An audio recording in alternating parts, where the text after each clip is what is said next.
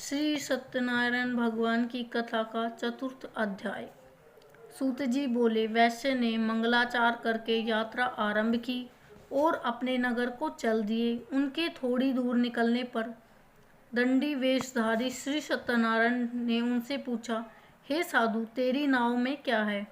अभिमानी वाणिक हंसता हुआ बोला, हे दंडी, आप क्यों पूछते हो? क्या धन लेने की इच्छा है? मेरी नाव तो बेल और पत्ते भरे हैं। वैश्य का कठोर वचन सुनकर श्री सत्यनारायण भगवान ने कहा, तुम्हारा वचन सत्य हो।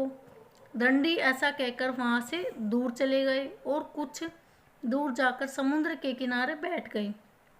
दंडी के जाने पर वैश्य ने नित्य क्रिया करने के बाद नाव को ऊंची उठी देखकर अचंभा किया तथा नाव में बेल पत्ते आदि देखकर मूर्छित हो जमीन पर गिर गए।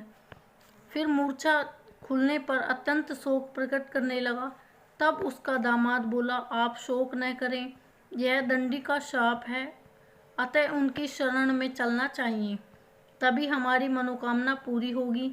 दामाद के वचन सुनकर वह दंडी के पास पहुंचा और अत्यंत भक्ति भाव से नमस्कार करके बोला, मैंने जो आपसे असत्य वचन कहे थे उनको क्षमा करो। और ऐसा कहकर महान शोकातुर से हो रोने लगा। तब दंडी भगवान बोले, हे वाणिक पुत्र, मेरी आज्ञा से बार बार तुम्हें दुख प्राप्त हुआ है, तू मेरी पूजा से विमुक्त हुआ। साधु बोला, हे भगवान, आपकी माया से ब्रह्मा आदि देवता भी आपके रूप को नहीं जानते, तब मैं अज्ञानी कैसे जान सकता हूँ? आप प्रसन्न होइए, मैं सामर्थ्य के अनुसार आपकी पूजा करूँगा। मेरी रक्षा करो और पहले के समान नौका में धन भर दो। उसके भक्ति युक्त वचन सुनकर भगवान प्रसन्न होकर इच्छा अनुसार वर देकर अंतर्ध्यान हो गए। तब उन्होंने नाव पर आकर देखा कि नाव धन से परिपूर्ण है। फिर वह श्री सत्यनारायण भगवान का पूजन कर साथियों सहित अपने नगर को चला गया। जब अपने नगर के पास निकट पहुंचा तो दूत को घर भेजा। दूत ने साधु के घर उसकी पुत्री को जाकर नमस्कार कहा कि साधु ने दामाद सहित इस नगर के समीप आ गए हैं। ऐसा वचन सुन साधु की स्त्री ने बड़े हर्ष के साथ श्री सत्यनारायण का पूजन कर पुत्री से कहा, मैं अपने पति के दर्शन को जाती हूँ, तू कार्य पूर्ण कर शीघ्र आ। माता के ऐसे वचन सुनकर कलावती प्रसाद छोड़कर जल्दी से मैं पति के पास गई। प्रसाद की अवज्ञा कारण श्री सत्यनारायण भगवान ने रुष्ट हो उसके पति को नाव पानी में डुबो दिया। कलावती अपने पति को न देखकर रोती हुई जमीन पर गिर गई।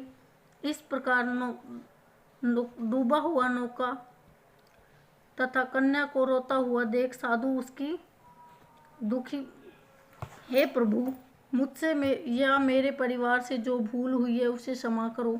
उसके दीन वचन सुनकर श्री सत्यनारायण भगवान प्रसन्न हो गई और आकाशवाणी हुई, हे साधु, तेरी कन्या मेरे प्रसाद को छोड़कर आई है, इसलिए उसका पति अदृश्य हुआ है। यदि वह घर जाकर प्रसाद खा कर लौटे तो इसके पति अवश्य मिलेगा।